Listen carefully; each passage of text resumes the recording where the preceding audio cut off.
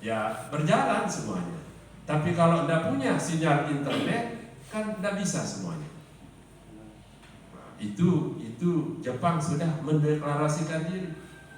Ternyata dengan COVID-19 ini kan semuanya dari rumah, semuanya membutuhkan sinyal internet. Jadi tidak menyangka Jepang sudah mendeklarasikan diri, dan benar itu dilaksanakan pada tahun 2020. Iya kan? Jadi sekarang semuanya dari rumah. Kita disuruh berkompetisi dari rumah. Sekarang lomba-lomba sudah harus melalui dari rumah. Termasuk lomba debat bahasa Inggris, lomba debat bahasa Indonesia itu ya walaupun daring tidak langsung, tapi tetap membutuhkan sinyal internet. Dari mana? Ya boleh dari rumah. Jadi berkompetisi dari rumah, berprestasi dari rumah. Termasuk kami ini dianjurkan untuk bekerja dari rumah juga. Sudah di atas 5. Jadi semuanya dari rumah kita ini. Tidak lepas daripada semuanya itu sinyal internet. Ini sekedar cerita aja dulu ini, sebagai gambaran kita. Nah makanya Indonesia tidak perlu dia banyak-banyak, tidak perlu dia besar itu. Tetapi kecepatan itu yang dicari sama Pak Jokowi kan. Kecepatan katanya. Makanya lembaga-lembaga saya baca di media sosial itu ada 18 lembaga mau dihapus. Tidak perlu besar-besar, tetapi kecepatan itu ya Pak. Inilah teknologi. Nah kalau Bapak Ibu tidak ikuti, terutama yang guru-guru milenial ini, ya tertinggal ke depan ini. Kan sekarang semuanya pakai surat elektronik, pakai WhatsApp, ya semuanya tidak lepas daripada sinyal internet tadi kan. Nah, itu. Jadi itulah perkembangannya. Jadi kita harus ingat itu industri ini kan berkembang terus. Tidak tahu ini baru mulai nih 5.0. Jadi dunia belum begitu paham, tapi Jepang sudah memulainya. Dan itu benar, berlaku apa yang disampaikan itu. Jadi kalau kita beranggapan sudah masuk society 5.0 benar. Kalau 4.0 teknologi informasi ya sedang berjalan dan masih itu kita anggap. Tapi yang sudah kita lewati kan society 3.0 itu kan industrialisasi. Kalau dulu orang membajak pakai kerbau sapi, sudah ada traktor. Sebelum 3.0 kan pakai pertanian secara manual semuanya. Ya semuanya pakai cangkul, semuanya pakai ya bajak dengan sapi, kerbau dan seterusnya. Tapi yang 1.0 dulunya itu zaman berburu, dan kita semua tidak ada yang pernah ngalami itu ya. Nah, kalau yang 2.0 kita sudah ngalami. Tapi ada yang nggak ngalami, yang membajak pakai kerbau sapi itu. Pelingin padus ya, jadi ngalami kita itu yang membajak. Oh girang ya, kami kalau begau kan dunggang. Jadi itu 2.0 itu pertanian secara manual. Nah, lama-lama menjadi traktor kan, industrialisasi. Semuanya pakai mesin. Ya kan? Itu perkembangannya. Nah, barulah 4.0 teknologi informasi. Nah, jadi sekarang sudah masuk 5.0. Nah, tetapi semua kemajuan teknologi ini ada yang tidak bisa diganti, Bapak Ibu. Ada yang tidak bisa diganti. Katanya mantan Menteri Pendidikan kita, Bapak Anies Baswedan itu, ada yang tidak bisa diganti oleh teknologi. Yang mana itu? Apabila guru datang membawa suasana yang cerah ceria kepada peserta didiknya dan membawa penuh inspirasi. Ya itu arahnya ke pendidikan karakter sudah. Bagaimana guru itu datang supaya ya diterima, disenangi, disayangi, dirindukan oleh murid-murid kita. Alhamdulillah sekarang kan murid-murid kita dengan pandemi COVID-19 ini banyak yang memposting diri ke sekolah tanpa sepengetahuan Bapak Ibu guru. Saya rindu dengan Bapak Ibu guru, makanya saya datang ke sekolah. Itu menunjukkan kita berhasil membuat anak didik kita itu menjadi senyum kalau kita datang, menjadi senang kalau kita datang, dengan catatan penuh inspirasi. Darah kancing ngeraos, bila jari di balik kan, milih ke sekolah doang, namun datang ke sekolah di samping ada Bapak Ibu guru, ada kawan-kawan juga. Namun tu balik je ini saja bakat doang, namun boleh bakat. Namun saya boleh bakat, lalu main layangan doang tiba. Musim sekarang kan.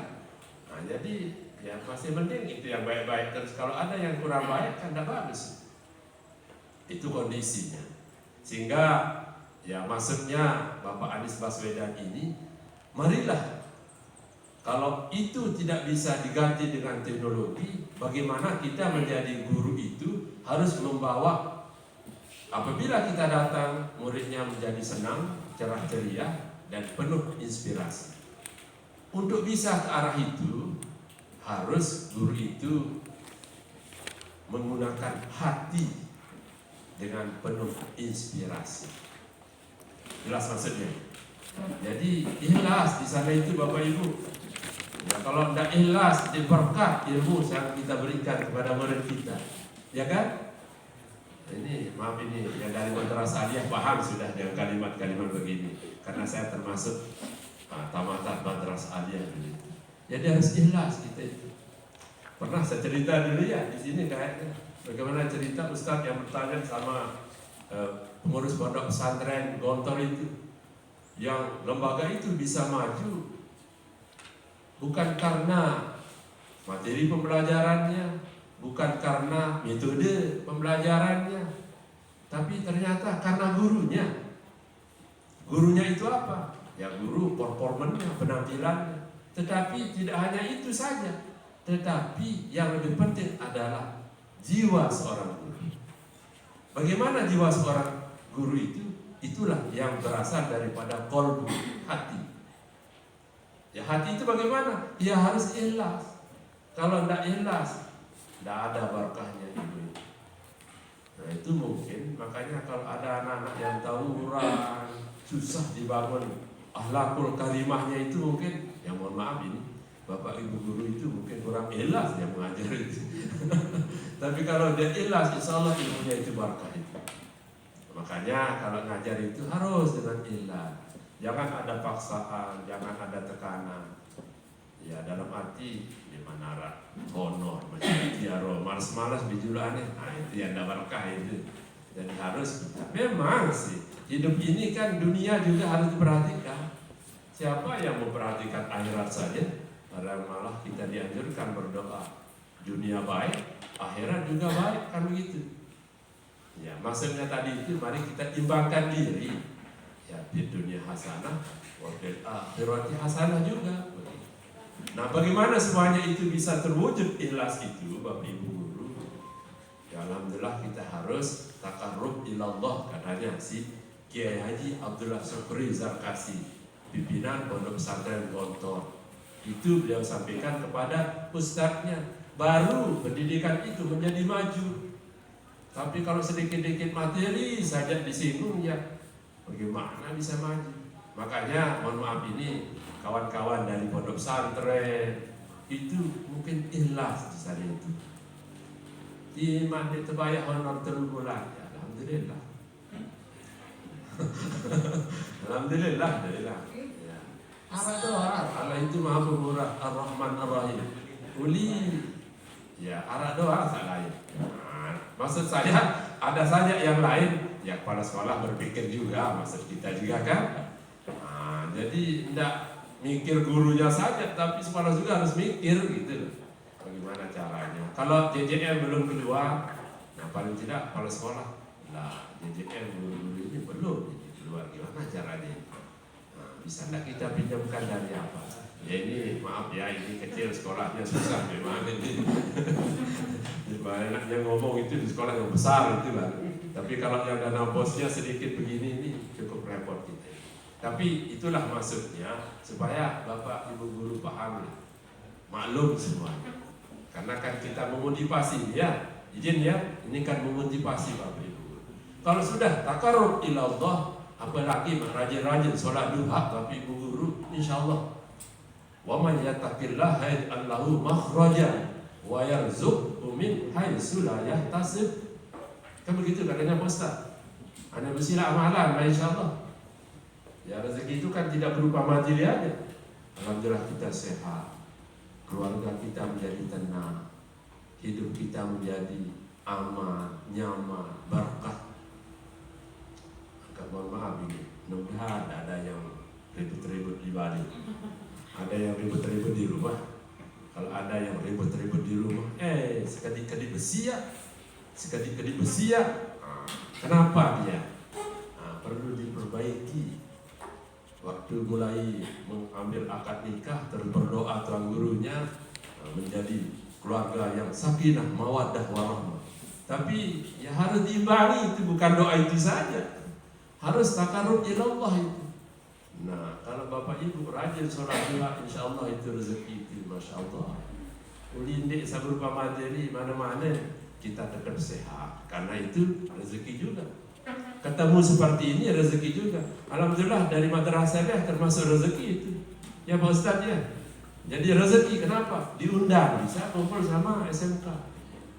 Jadi silaturahmi akan menyambung tali silaturahim itu juga termasuk rezeki. Dan membawa rezeki juga. Apa bentuknya? Wallahu a'lam, kita tidak tahu. Nah, itu. Jadi itulah yang kami maksudkan, mari kita takarrub ila Allah. Nah, kalau sudah suasana di sekolah ini keagamaannya bagus, bikin SMK yang SMK rasa apa? Jangan SMK tetapi tidak ada tempat praktik. Jadi harus ada. Biar itulah menunjukkan bahwa SMK itu punya nilai plus. Nah, jadi sangat saya sarankan kalau ada SMK tidak ada tempat praktik anak. Nah, jadi harus menunjukkan diri.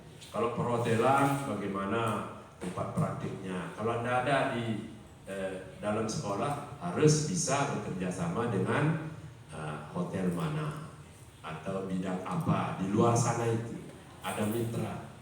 Itu maksudnya dunia usaha, dunia industri. Harus berupaya kita. Nah, dengan cara itu nanti ya kalau sudah menunjukkan pekerjaan kita, pasti pemerintah akan memperhatikan. Lah di mana ratu praktik, lalu berusaha pada sekolah kerjasama dengan Dudi ini, cocok dia ya, kasih dia bantuan. Ada RPS dan seterusnya dan seterusnya. Itulah yang kita harapkan. Intinya mari kita ikhlas dulu. Kalau sudah kita ikhlas bekerja, insya Allah itu ada saja jalan keluar. Jadi kita mari betul-betul melaksanakan tugas dan fungsi kita ini dengan sebaik-baiknya. Saya kira itu mungkin yang perlu dari apa yang saya sampaikan ini. Mudah-mudahan bermanfaat untuk kita semua. Karena tidak ada lain, tidak ada bukan, maksud kita adalah ingin membangun pendidikan kita di Nusa Tenggara Barat ini menjadi maju. Jadi Nusa Tenggara Barat yang gemilang. Jadi menunjukkan terus ada prestasi-prestasi. Walaupun dia BDR atau belajar di rumah harus ada prestasi. Jadi banyak kegiatan-kegiatan itu yang harus melalui daring. Oleh karena itu SMK juga harus berpikir ikut. Kalau ada yang melalui daring, jangan sampai daring nanti susah. Harus berusaha bisa ikut dalam berbagai macam event, walaupun itu melalui daringan atau dalam jaringan. Itu mungkin yang perlu. Jadi terima kasih atas perhatiannya. Mari kita sekali lagi bangun pendidikan ini. Mudah-mudahan SMK 1 Peringkrati terus tambah maju atas kepemimpinan Pak Hamdi. Ini sudah definitif para sekolahnya dan didukung oleh semuanya. Harus ada kebersamaan kerjasama. Kalau ada yang tidak puas, sampaikan sama beliau. Kalau ada yang kira-kira kurang bagus, sampaikan sama beliau. Harus carikan solusi jalan keluar. Dia minta merotes doang, lalu tidak bisa memberikan solusi. Itu namanya menang mesak dalam bentuk merotes. Tapi harus kita bersama-sama. dengan kebersamaan semuanya menjadi bisa. Saya kira itu. Terima kasih atas perhatiannya. Mohon maaf atas segala kekurangannya. Atas izin kita semua, mari kita buka kegiatan BIMTEK ini dengan sama-sama membaca Al-Basmalah. Bismillahirrahmanirrahim. Terima kasih. Mohon maaf atas segala kekurangan. Wassalamualaikum warahmatullahi wabarakatuh.